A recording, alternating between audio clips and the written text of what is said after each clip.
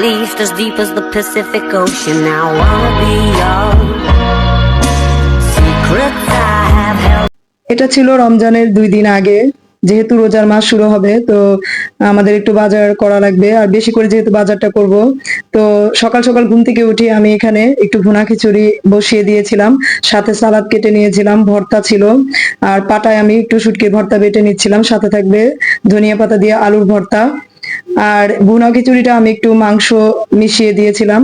এটা খেতে অনেক ভালো লাগে সকাল সকাল এটা নাস্তা করে, যেহেতু আমরা বাইরে একটু বাজারে যাব আর দুপুর পর্যন্ত থাকা লাগবে, তো একটু ভরা পেটে গেলে খিদেটা একটু কম লাগবে। আসসালামু আলাইকুম, কেমন আছেন সবাই? দেশ ও দেশের বাইরে যে যেখান থেকে আমার এই ভিডিওটি দেখছেন, আশা করছি সবাই অনেক ভালো আছেন। আলহামদুলিল্লাহ, আমরাও ভালো আছি। তো আমি এটা কেরানীগঞ্জ রুহিতপুর বাজারে যাচ্ছি। আমার আম্মু আমার বোন ছিল সাথে। একটু বেশি করে যেহেতু বাজার করব, সেহেতু টাটকা বাজারের জন্য, টাটকা সবজির জন্য একটু গ্রাম সাইডটাই আমি বেছে নেই। আর রমজানের বাজার যেহেতু একটু বেশি করা হবে কিছুদিনের জন্য, তাই আমি গ্রামে চলে গিয়েছিলাম বাজার করতে।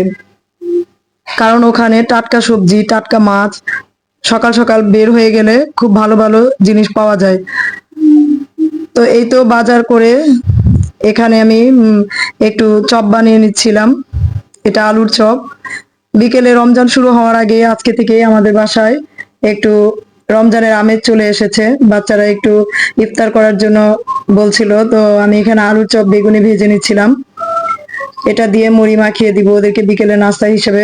আর যেহেতু রমজান মাস চলে এসেছে, রমজান মাসে তো এগুলো আমাদের প্রতিদিনই খাওয়া হয় কিছু না কিছু। আর এখানে বেলের শরবত করা হয়েছিল, মুড়ি ভর্তা মাখানোর জন্য মুড়ি নেওয়া হয়েছিল, সবকিছু নিয়ে আমরা বসেছিলাম। মুড়ি মাখানোর জন্য সবকিছু এখানে করে নিলাম। আর ছোলা বুট নিয়ে আমি একটু মেয়েকে বললাম যে একটু গুছিয়ে তোমার আব্বুকে দিয়ে আসো। আর এখানে হচ্ছে রাতের জন্য আমি ডিম ভেজে আলু দিয়ে টমেটো দিয়ে একটু রান্না করে নিচ্ছি। এটা আমাদের রাতের খাবার। আসলে রাতের খাবার আমার বাচ্চারা ডিমটা খুব পছন্দ করে, আর রাতের খাবার বলতে আমরা সন্ধ্যার দিকেই একটু আগে আগে খেয়ে ফেলি। আমি যেখানটাতে আজকে গিয়েছিলাম বাজার করতে, সেখানে সবুজ শ্যামলে ঘেরা, দেখুন কত সুন্দর। বিশেষ করে গ্রাম সাইডটা এত সুন্দর লাগছে আমার কাছে। আর গাড়ির ভিতরে এত বাতাস ছিল, ঠান্ডা বাতাসে আমি আসলে কিছুই দেখতে পাচ্ছিলাম না, তারপরও সবুজে আমার চোখটা জুড়িয়ে যাচ্ছিল। আমি একটু ভিডিও করলাম এখান থেকে। অসম্ভব সুন্দর, মানে চারপাশটা সবুজ আর সবুজ। খুব সুন্দর এই জায়গাটা। নদী পাশেই ছিল, সবুজ ঘাস, বালি, আরো অনেক কিছু। আর শিমুল গাছ ছিল। আর বসন্তকালে শিমুল গাছ ফুলগুলো দেখলে এত সুন্দর লাগে। আমার শিমুল ফুল অনেক পছন্দ। আমি ছোটবেলা থেকেই যে স্কুলটাতে পড়তাম, স্কুলের সামনে একটা শিমুল ফুল গাছ ছিল। সেটা আমার কাছে অসম্ভব ভালো লাগতো। আমরা শিমুল ফুল গাছের নিচে বসে অনেক আড্ডা দিতাম বান্ধবীরা।